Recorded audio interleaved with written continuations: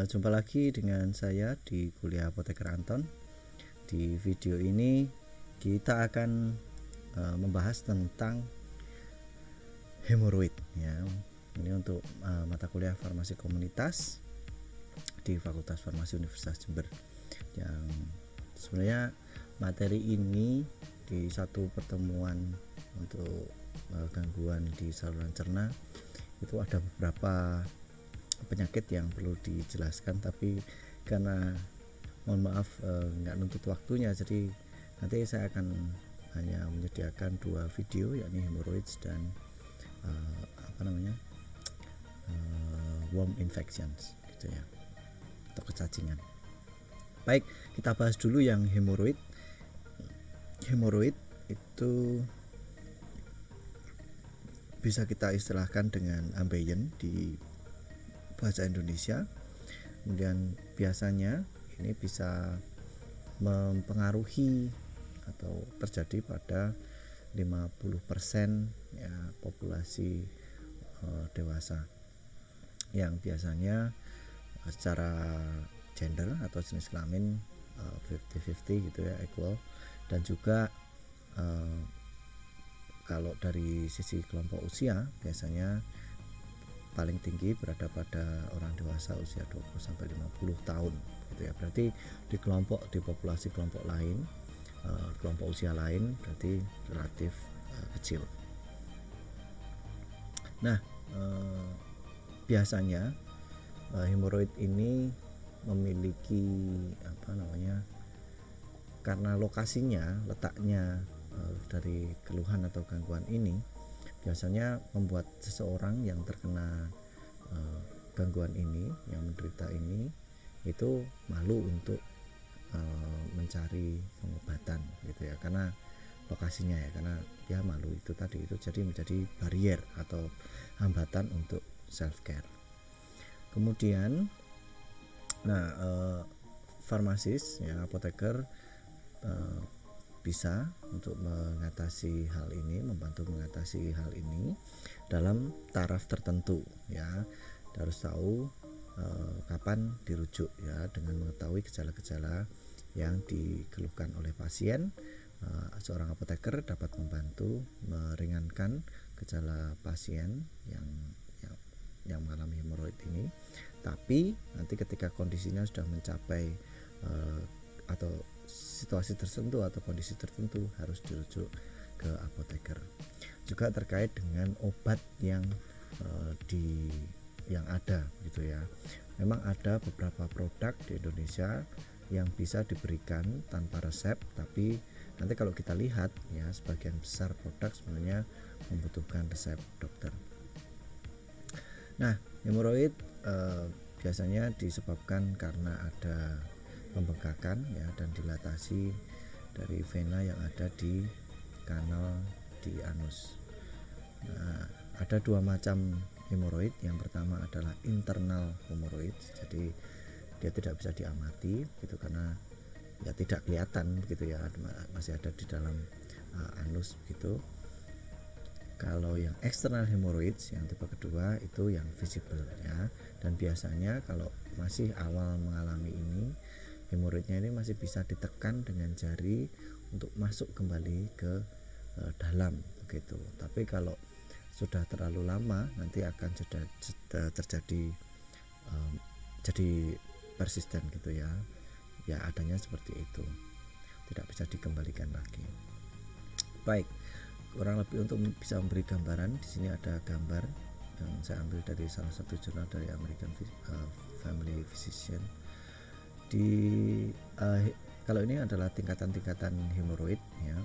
Dari yang pertama, kedua, dan ketiga itu masih internal ya, hemoroid internal. Yang eksternal, yang kelihatan ini yang sudah di grade keempat. Jadi ada perkembangannya dari yang pertama seperti ini, kemudian kedua, ketiga ya, dan keempat. Nah, yang kalau sudah keempat ini bisa jadi memerlukan tindakan medis ya, jadi harus dirujuk. Nah, pada setiap stage atau grade ini,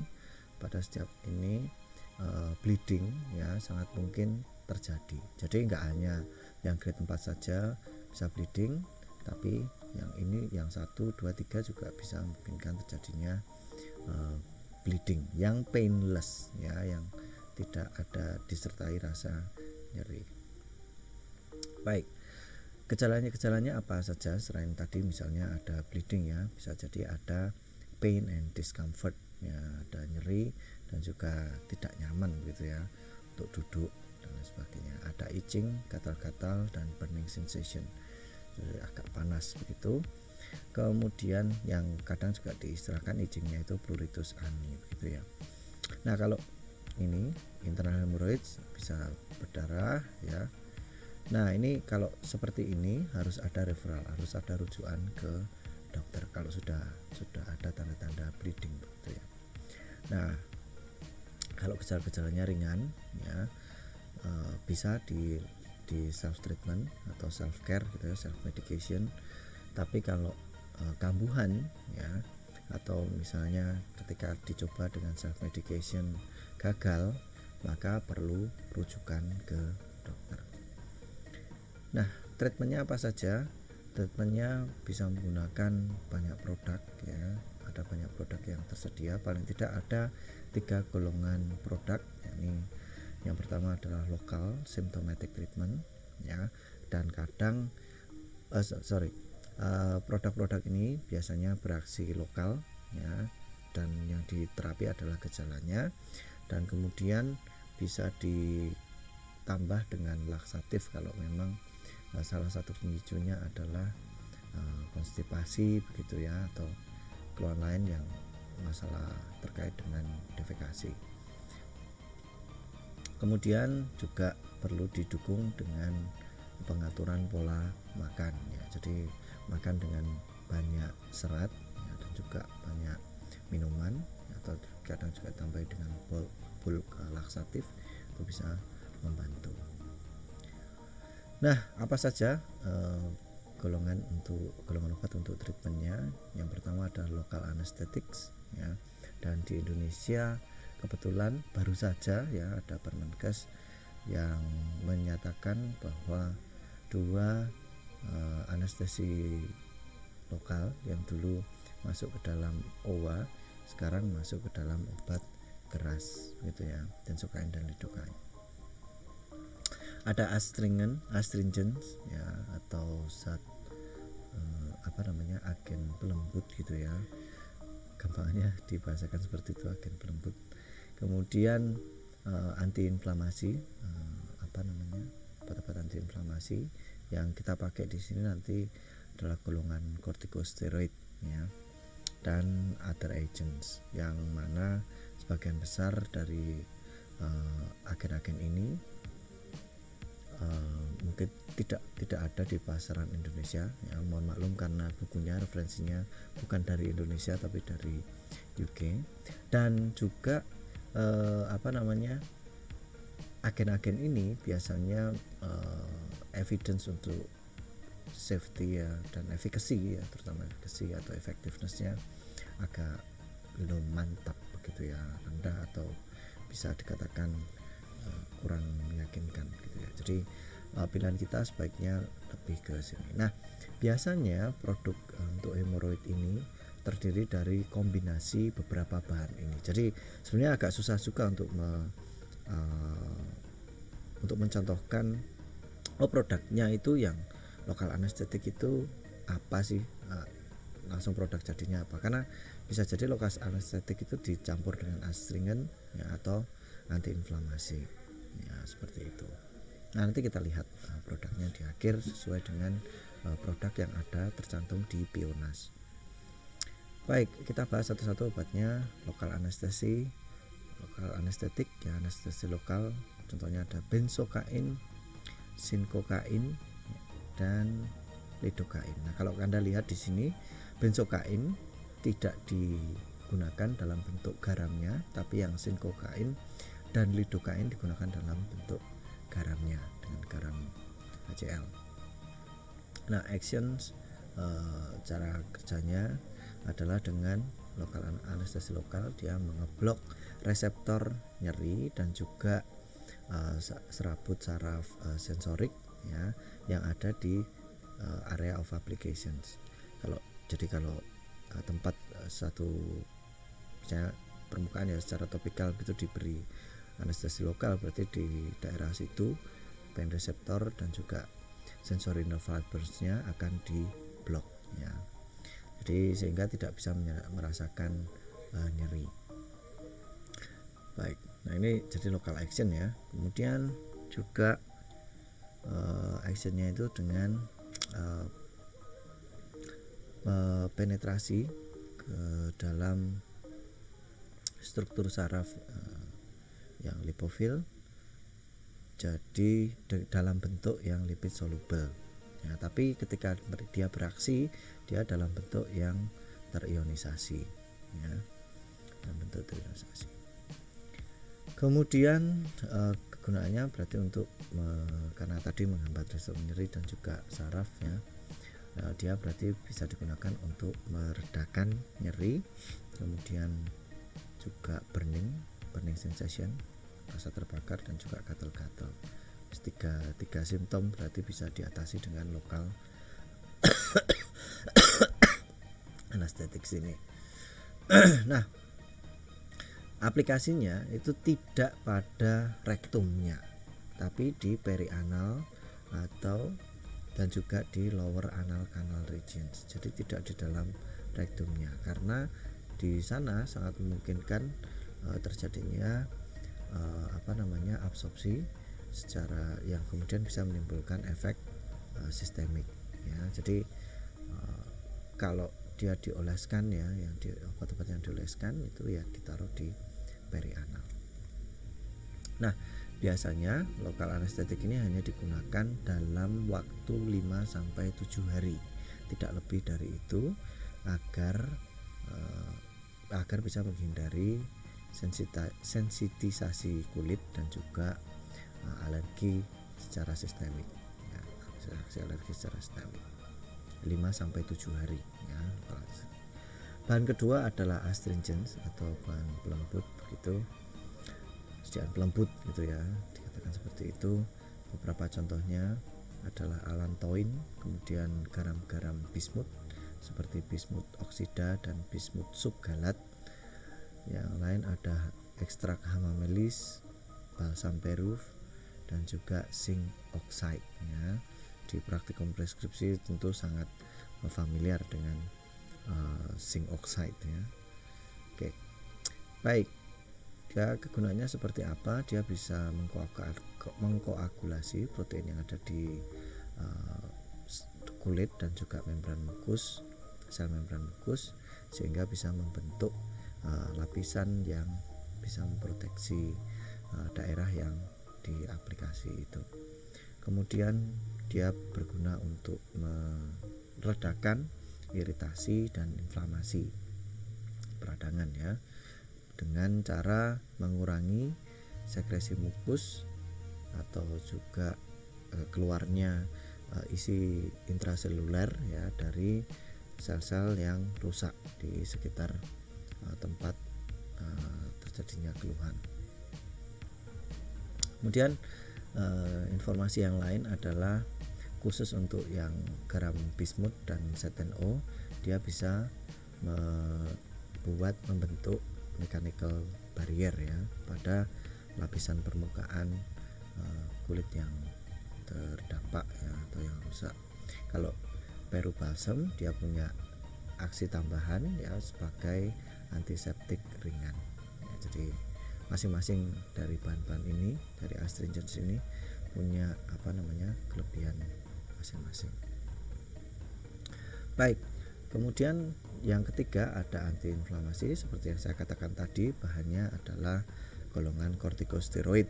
Nah, karena yang dipakai adalah hidrokortison asetat ya, salah satu contohnya ya. Dan dia digunakan, hidrokortison biasanya digunakan untuk sediaan topikal ya.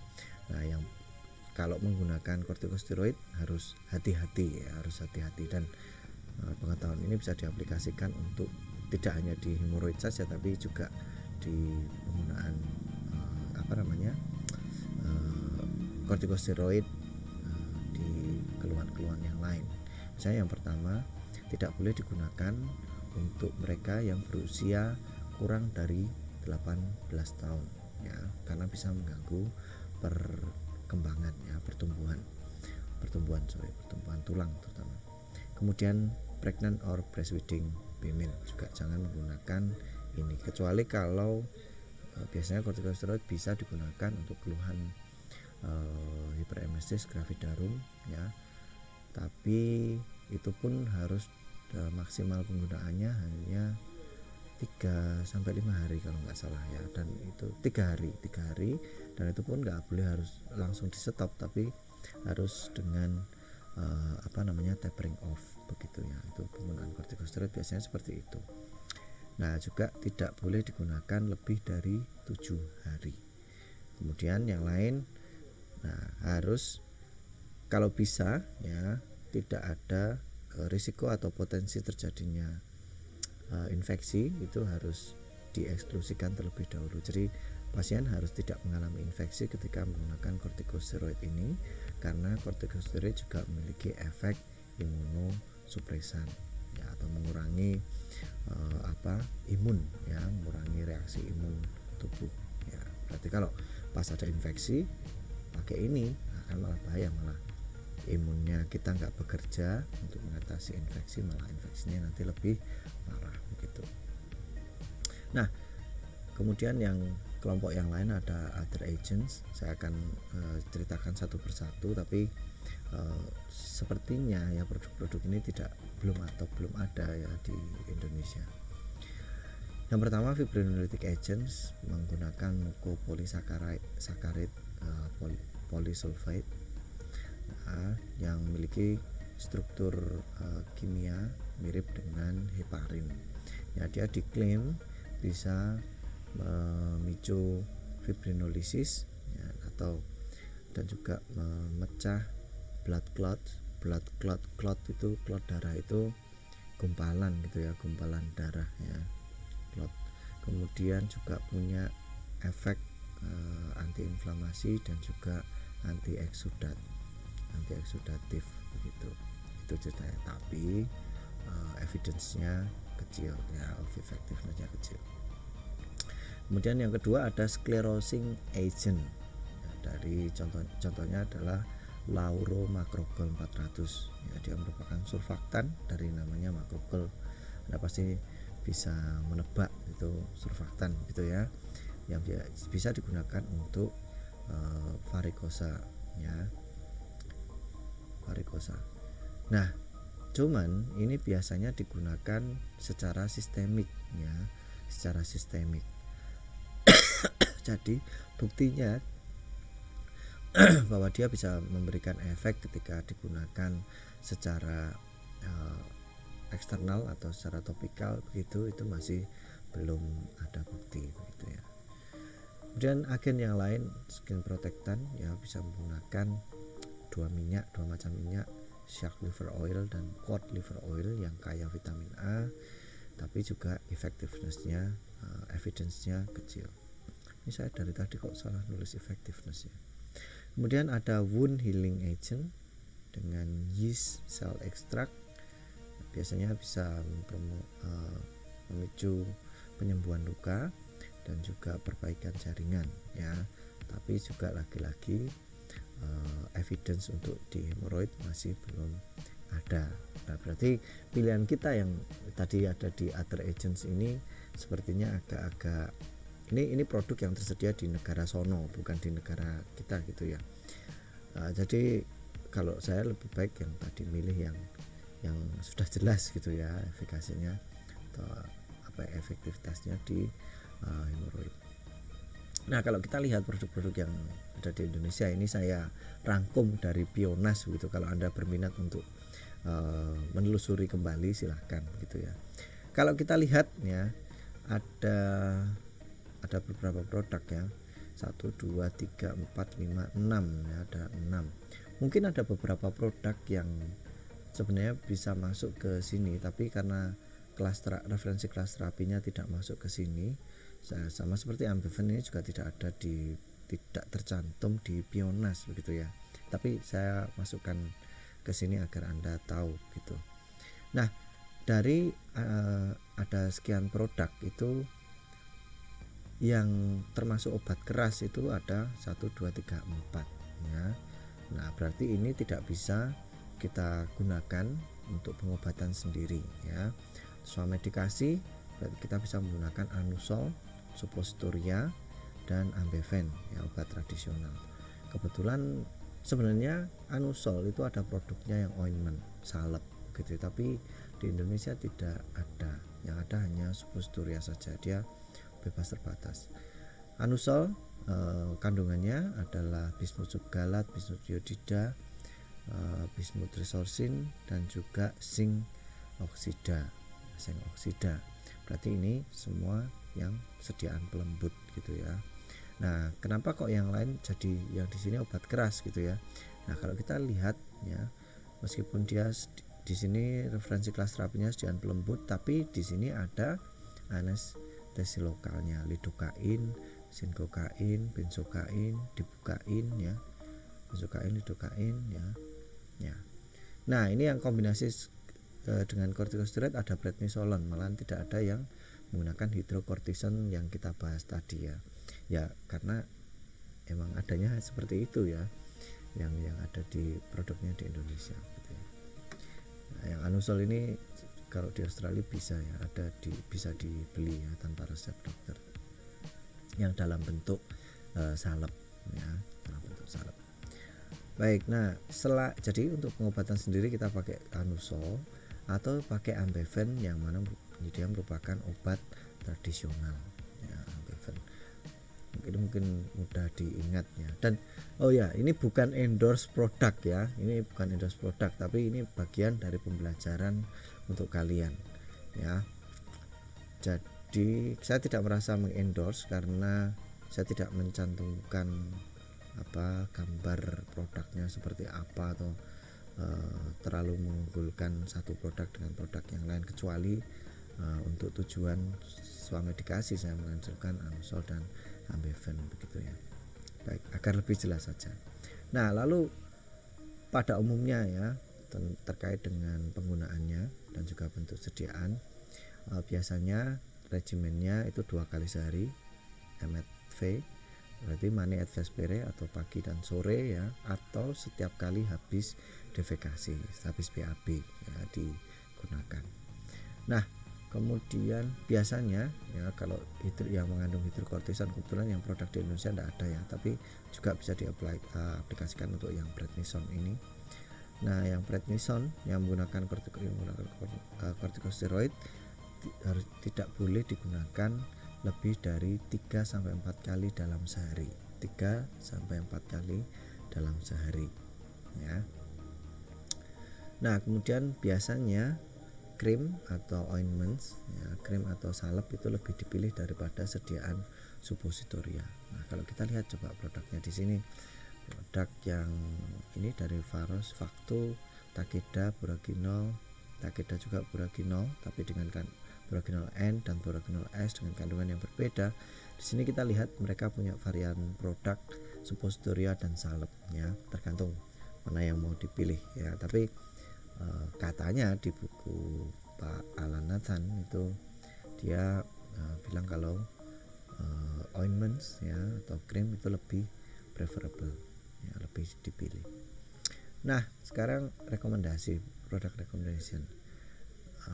Jadi pertimbangan yang dilakukan kalau gejalanya itu ringan ya, ringan nggak sampai bleeding, kemudian tadi misalnya ada nyeri, inflamasi, gatal-gatal ya, kemudian ada sensasi rasa panas gitu, kita bisa menyarankan hanya dengan lokal anestesik dan astringen atau skin protective constituent. Jadi tadi yang obat bebas terbatas, produk obat bebas terbatas itu bisa digunakan, dan juga mungkin untuk yang obat tradisional itu ya.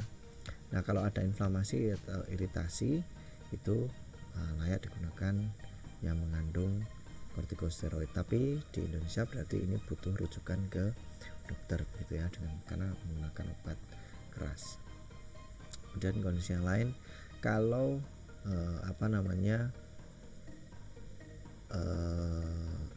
hemoroid ini dipicu karena konstipasi ya. Karena di beberapa orang mungkin konstipasi itu sering terjadi gitu ya. Maka perbaikan diet atau pola makan itu penting ya, dengan meningkatkan asupan serat ya, sayur-sayuran, dan mungkin juga seperti suplemen-suplemen yang mempermudah untuk BAB itu juga bisa, sekaligus dengan laksatif ya, stimulan laksatif bisa coba agar defekasi menjadi lebih lancar sehingga tidak menambah keparahan dari hemoroid yang sedang terjadi. Baik, demikian referensinya ada dua ya, Nathan dan juga Bionas. Demikian presentasi tentang hemoroid. Kemudian di video yang lain akan dijelaskan tentang worm infection atau infeksi kecacingan gitu. Terima kasih, semoga berguna. Sampai jumpa di video selanjutnya. Bye.